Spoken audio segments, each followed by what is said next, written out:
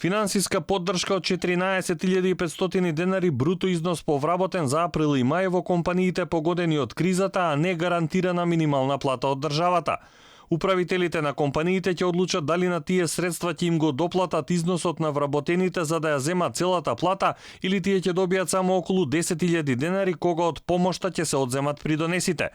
Министерката Ангеловска, објаснувајќи ја мерката, рече дека ќе можат да аплицираат фирмите кои имаат пат на добивката од 30% во април и мај, не исплаќале дивиденди и бонуси, ќе ги задржат работниците до јули, а не до септември како што претходно беше предвидено, и 10% од вработените немаат плати над 120.000 денари.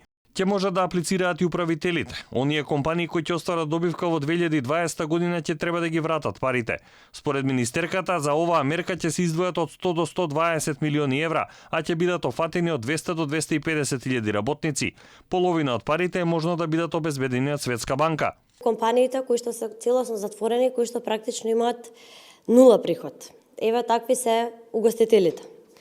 Кога ги земав за пример при појаснување, тие на пример поради виша сила, ако пуштиле дел од работниците со 50% плата, кај нив нето платата изнесува од 18 до 20.000 денари.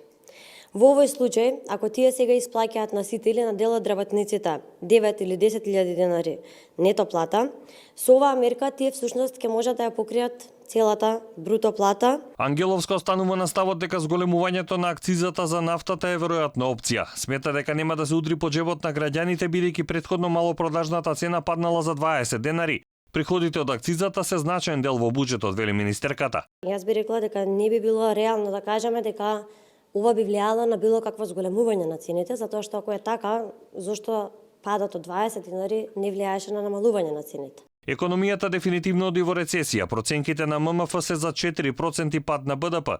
Финансии се уште прави проценки кои исто така би требало да бидат приближни на оние на Меѓународниот монетарен фонд. Неизвестно е колкава ќе биде буџетската дупка која ќе се пополнува и со пари од ММФ и Светска банка. Не се знае ниту дали обврзницата ќе биде 800 милиони евра. Не е реално според министерката веднаш после кризата да се врати се во нормала.